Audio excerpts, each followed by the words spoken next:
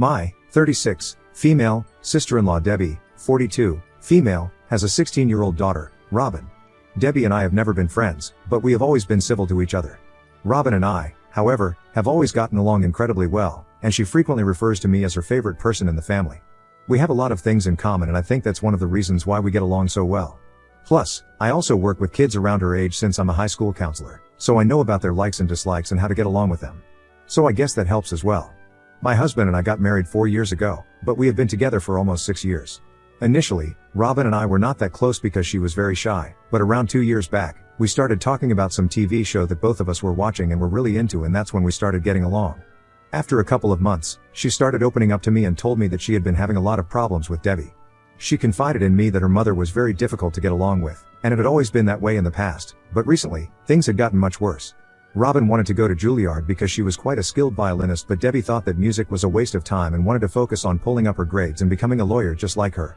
It was one of the classic passion or career debates that has been going on for ages, but I really thought that they would be more open-minded than that since we're living in the 21st century, and I don't want to exaggerate, but Robin really is extremely talented, and it would be a waste of her talents to not pursue a career as a violinist in a professional capacity. I had tried my best to console Robin and be there for her whenever she was too frustrated with the situation at home because her father really didn't want to weigh in any of this, and her mother was too dominating for anybody else to stand up against her either. She was basically fighting with her mom on her own and trying to get her to understand where she was coming from, but it was getting very difficult for her. I tried to sympathize with her as much as I could, but that was really the most that I could do. I had even suggested that maybe I could talk to Debbie, but Robin herself told me not to do that because that would only make the situation worse, since Debbie did not appreciate other people meddling in their personal affairs. So all I could do was just be there for her and tell her that things are going to be alright, even though I felt really bad for her, and I wish I could do something. This had been going on for the past couple of months, and recently, things got very ugly, and because of that, I'm in a tough spot at the moment. So for the past 3 months, my husband has been working on a project, which requires him to stay in Ohio for most of the month. He only comes home on alternate weekends, but thankfully, he'll be done with this by the end of this month. The point is, I've mostly had the house to myself and have been living on my own. Robin knew that and had been visiting me pretty often to spend some time with me because apparently, that brought her peace. She talked to me like a friend, and I would try to give her advice, just like I would to any other student. In the past few weeks, she had apparently been having a lot of fights with her mother, and things were getting really heated in their household. Apparently, Debbie had started interrupting her while she was practicing and telling her to get out of the house if she wanted to play the violin so badly because she was not going to entertain this BS in her household. Then they would argue, and Debbie would insult her and tell her that she was just going to be an unemployed burden on the family in the future if she continued to disobey her mother, and I could understand how it was so frustrating. So I was aware that things were only getting worse with time, and I have been feeling quite worried for her. And then, last night, Robin showed up at my house at around half an hour past midnight. I was quite shocked to see her there because it was quite late and it was a school night on top of that. To add to my surprise, she also had a bunch of bags with her. And she was crying like a baby, and as soon as I opened the door to her, she literally broke down on the doorstep. I had to actually lift her and bring her inside because it was freezing outside, and I also brought her bags inside since she wasn't even in a state to stand up on her own. It was very evident that she had been crying for a really long time because her eyes were all red and puffy. Once she was inside, she continued to cry, and I let her because I knew that something terrible must have happened, because otherwise, she would never show up in such a state and so late in the night. After around 15 minutes, she finally seemed to calm down a bit. Then, I finally asked her what exactly had happened because I was very concerned, and she finally told me that she had decided to leave her house. I was not surprised because from whatever I had heard, I was impressed that she had even managed to stay with somebody like Debbie for so long in the first place. And then, Robin started telling me exactly what had happened that day. So apparently, they had received the results of a test that they had taken a couple of days back. It was a math test, and math isn't really Robin's strongest suit from what she told me. And as somebody who used to be really bad at math in high school as well, I don't really blame her. Anyway, she managed to scrape by and got a C- on the test. Which, according to her, was good enough. Because honestly, she has been bad at math her entire life, and her other grades kind of made up for everything. She thought Debbie wouldn't be surprised, but when she came back home with the test, Debbie was furious and completely lost her mind. She started blaming Robin and the violin for her grades, which was kind of unfair because she was pretty decent at everything else. She was averaging a B grade, and that's not really that bad. But Debbie didn't really seem to care about any of that and started yelling at Robin as soon as she told her that she had a C in math. Robin fought back because she was really frustrated with the way she was being treated by her mother. That argument just got worse, and after one point, Debbie went upstairs and Robin followed her, and she barged into her room with Robin right behind her. Then, Debbie grabbed her violin and started smashing it to the ground. Robin tried to stop her and grabbed her arm, but Debbie, for some reason, decided to push her back and continued breaking the violin to bits while Robin cried. Her father was at work at the time, but Robin told me that even if he had been there, she highly doubted if he could stand up for her. Anyway, after the damage was done, Debbie literally just walked away without another word, and Robin just sat there in her room, crying until her father came back home. Even after her dad came back, it took him almost half an hour to finally come check up on her. And then, when he finally came to talk to her, all he said was that he would buy her a new one, but she had to promise that she would get better grades and only then would he be able to buy something, because otherwise, Debbie would never approve of it. She had already been miserable, and when her dad said that, she finally lost it. Apparently, Robin had a bag packed anyway after her last fight with her mother, and after this incident, she decided that she could no longer live with him anymore. So after they had fallen asleep, she snuck out of the house, got a cab, and came straight to my place because she felt like I was the only person she could trust. On my hand, I was happy that she had chosen me to be her safe space, but on the other hand, I was quite worried about what was going to happen in the future. However, I did not want Robin to worry about any of this that night while she was already so miserable. So I told her to go to sleep and not think about any of this for a while. After she fell asleep, I finally called my husband and told him all about this. I had been keeping him updated on the situation with Debbie and Robin, and he had known how difficult it had been for the kids so far. He also said that he was not surprised that Debbie was acting so psychotic because right from childhood, she had always been a bit of a control freak, but this was just taken to another level and it was not acceptable in the slightest. He told me that I should let Robin stay with me and not worry about what other people might have to say about this. Once I had spoken to him, I felt more sure about my decision, and that was it. But then this morning, Debbie and her husband showed up at my house really early and demanded that I tell Robin to go home with them. They said that they had spoken to all of their relatives after they had woken up and discovered that Robin was not in her room, and they were aware of the fact that she spent quite a lot of time at my place after school. So they knew that I was helping her hide out here, but now, they wanted me to let her go home. Debbie was furious, and I could see it, but I decided to stand my ground, and I told him that Robin was not willing to see them at the moment and that the way she had behaved with her was downright psychotic. So I did not think it was a good idea for her to be around such a sensitive kid at a time when she was already feeling so miserable. When I said that, Debbie started yelling at me and got all up in my face, saying that I was nobody to judge her because I was not Robin's mother, so I should stop trying to act that way. I tried to be as respectful as possible and kept my anger under control. I tried to explain to her that I had not forced Robin to come to me, but instead, Robin herself had shown up at my place, and now, as a responsible adult, it was my duty to keep her safe. She kept yelling at me, and her husband tried to defuse the situation and spoke to me politely, trying to tell me that this was a personal matter within their family, and I should not involve myself in any of this. So I had to explain to him that I did not do this myself, but their daughter had been confiding in me for the past couple of months, and as someone with a conscience, I just couldn't help but take her in, and now, she would only go back if and when she felt like it. It wasn't my choice, it was completely up to Robin, and I was going to respect that. I had already told Robin to stay put in the guest room and not come out as soon as I heard the bell ringing furiously, but she still decided to come out when things started getting a little too loud in the living room. I was not expecting that, and as soon as she came out of the room, I told her to go back inside, and I would deal with this on my own, but she still stood there, and even though I could see that she was literally shaking like a leaf, she still squared up to Debbie and told her to leave because she did not want to go back home with them. She announced that she wanted to stay here with me and she didn't even want to see them around anymore. I'm not gonna lie, at that point, all of us were shocked because, like I said in the beginning, Robin was a very shy kid and generally quiet. This was quite unexpected, but I was glad that she was finally standing up for herself, even though it kind of backfired on me. Because when Robin made that announcement, Debbie turned to me and started accusing me of manipulating and brainwashing her because apparently, she thought that I was trying to steal her daughter away from her since I could not have kids of my own. I've got to say, it was a crazy and wild theory to say out loud, since I think pretty much everybody knows that it was my choice to get married late and not have children of my own. Everybody has asked me about it and I've always made things very clear. I'm not saying that I don't enjoy having Robin here, but I would just not like having to raise a baby of my own. It was as simple as that, and whatever she said, it was just not true. Anyway, after yelling at me for a bit, she decided to leave after she realized that no amount of yelling was going to get her daughter back to her. And then I received a phone call from my mother-in-law a few hours after Debbie left, and she started screaming at me almost immediately. It was quite unprecedented because I had a good relationship with my in-laws and I did not expect them to be so unfeeling. Anyway, I could hear that all three of them were on the phone, including Debbie. My mother-in-law and Debbie screamed at me about how heartless and selfish I was being. They said that my only duty would have been to send Robin back home as soon as she had shown up at my door, and then I should have let her parents deal with this situation, but instead, I was too busy trying to be the savior. And then, my father-in-law told me that they were going to give me a couple of days to think things over and send Robin back home, but if I didn't do that, they would not have any other choice but to sue me.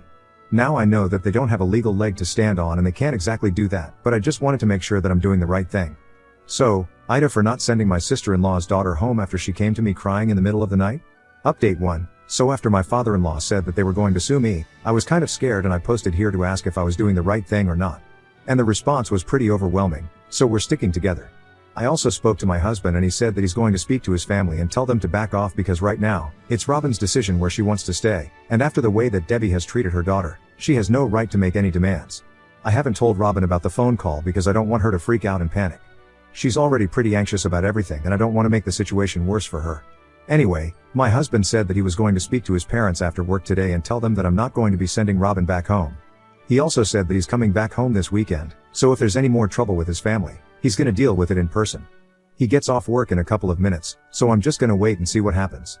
Also, just in case they actually did approach a lawyer, I have told my lawyer as well about this entire situation so that in case they actually file a lawsuit against me for anything, I can defend myself and I'm not caught off guard. I was very stressed out in the morning if I'm being honest. But after reading the comments on my original post, I am a little calmer now because I know that I'm doing the right thing. I will keep you guys updated on the situation with Robin since a lot of people seem to really care about what's going on with her. It's kind of touching, even though we don't really know each other, but then, people seem to care so much. Update 2. So it's almost midnight right now. Robin is asleep and a couple of minutes ago, got off a phone call with my husband. He told me that he had spoken to his parents and told them that they could not file any sort of lawsuit against me and if they did, he would make sure that we went no contact with them. He explained to them that Debbie had been mistreating Robin, and I knew about it, which is why I had taken her in. If I had ever thought that Robin was in the wrong here, I would have sent her back home and made her clear the air with her mother, but that's not the case here. But they just refused to see things from my point of view and kept saying that this was between Debbie and Robin and I should have just sent her back home instead of encouraging this nonsense. They think that this is Debbie's personal family affair and I have no right to meddle in this, which is so ridiculous because once again, I have to remind you guys that the only reason I got dragged into any of this was because Robin came to me since she thought that she could trust me more than anybody else in the family. I think that speaks a lot about their family. My in-laws were pretty bent on whatever they believed and even told my husband that if he was on my side on this, then they had nothing to talk about anymore since he had made his priorities very clear. They even tried to make him feel guilty for taking my side and said that they had never expected something like this out of him because he had always been a good son to them. But now, it seemed like he was trying to be diplomatic and defend something that was very wrong just to keep me out of trouble. So while my husband had tried to be nice and polite to them and discuss things in a civilized manner, after they said that, he got into a fight with them. Honestly, I really don't understand why my in-laws are acting like this because I think I had mentioned earlier that they have always had a very good relationship with me. So this is very unexpected and, I think they should realize that Debbie is not the kind of wonderful woman that they think of her to be. I feel like they have been brainwashed against me, but even then, there's no excuse to act like this and make me the villain in a situation where I'm clearly trying to help their granddaughter. Anyway, all things said and done, my husband ended up fighting with his parents over and after that, he told them that they were free to do whatever they wanted, but he knew that we were doing the right thing and so, he was not scared of anything. So now, if they want to come after me legally, they are free to do that. Update 3. So it was a pretty hectic day today. Yesterday, Robin had decided to skip school and I had taken a day off from work because we were still trying to process everything that was going on. But today, I had to go to work and she had to go to school. She goes to a different school than the one that I work at, but, thankfully, it was on my way, so I dropped her off and then I went on my way. But then, I received a phone call in the middle of the day from her school, telling me to come pick her up because apparently something really concerning had happened and they didn't want to discuss this on the phone. They just wanted me to come over as quickly as I could and then take her home. I guess you guys can imagine how scared I was when I received that phone call and I immediately texted this to my husband, quickly explained the situation to my coworkers, and then left. When I got to her school, she was in the principal's office and was crying really hard again. As soon as she saw me, she hugged me and said that she was going to go back home, and she was not going to be a burden on me anymore. I was very confused and had no idea what to say to that, so I just told her that she was not a burden on me and that we could discuss it when we got home. I just needed to know what had happened.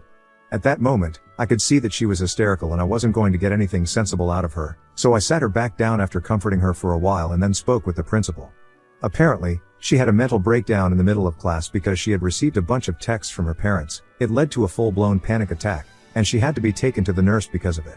So it happened in the middle of her literature class and they generally had a rule that students were not allowed to check their phone during class, but she had taken out her phone just because it had been buzzing so frequently. Her teacher had told her to turn it off, so that's why she had taken out her phone, but as soon as she opened it and seemed to read something on the screen, she started crying in the middle of class and literally fell to the floor because of how hard she was crying. That was extremely concerning, so her literature teacher had a couple of her friends take her to the nurse's office and she kept crying all the way here and hasn't stopped since. They didn't even know how to deal with any of this and they were about to call her parents, but she insisted that they call me instead and that's why I was here. They said that Robin's friends had said that the texts were from her parents and since school staff were not allowed to check phones and other personal belongings, they had just called me up to directly deal with the issue and take her home since this was too intense for them to deal with.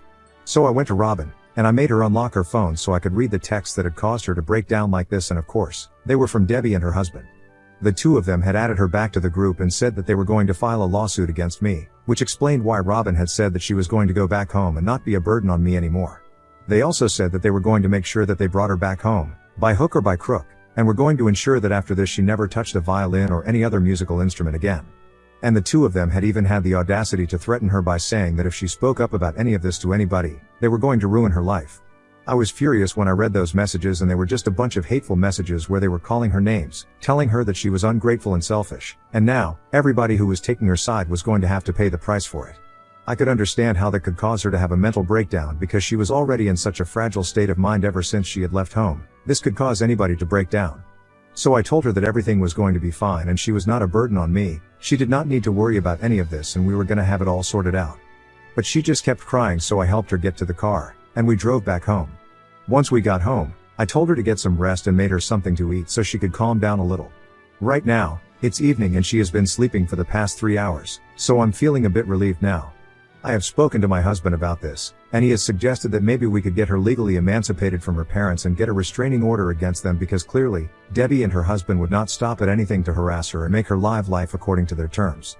It was getting really nasty too because it's not normal for kids her age to break down like this. I'm just hoping that things get better with her mental state for now and I'm also gonna have to start looking for therapists.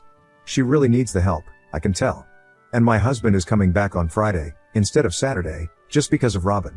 We are both really concerned about her and I think the sooner that we deal with this, the better it is for her in the long run. Update 4. Hey, everyone. It's been a couple of weeks since my last update.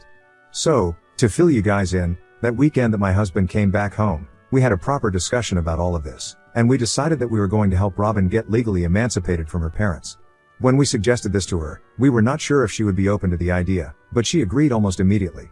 Apparently, the thing with the violin and the amount of control that Debbie wanted to exercise over her future was just the tip of the iceberg.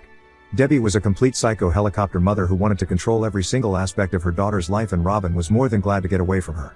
The kind of verbal abuse that Robin has faced all her life, it's unimaginable and unforgivable. And to think that she wasn't even able to talk to anybody about this for so long. In fact, one of the major reasons that she hadn't been able to speak about this so far was because Debbie and her father had forbidden her from discussing anything that happened in the house with anybody else in the family. When she was younger, she had tried to speak about all of this and the kind of pressure she was under to her grandparents, but they had in turn complained to Debbie and she had received the beating of a lifetime so after that, she stopped trusting her family members. But then, I was really nice and she felt like she could trust me, which she was right about. Anyway, after we learned that there was much more to this, we didn't wait much, so we immediately spoke to a lawyer and got the proceedings started. It's still ongoing as of now, but we are positive that we will be able to get her legally emancipated. Things are going in our favor and Debbie's psychotic behavior during our meetings is not helping either. I hope that continues because honestly, she doesn't deserve to be around Robin. My husband is also home permanently now and I don't have to worry about him going to Ohio since he's done with the project there. Also, a lot of you might be wondering whether Robin got a new violin or not, and yeah, she did. We bought her one a couple of weeks ago. It's a better one than what she had previously. Another surprising thing that's been happening is that her grades are also getting better while she's been living with us. It's too soon to tell, but I think she might start averaging an A grade if this continues and that will be pretty great. So she's pretty happy and we're hoping that things get better for us in the future.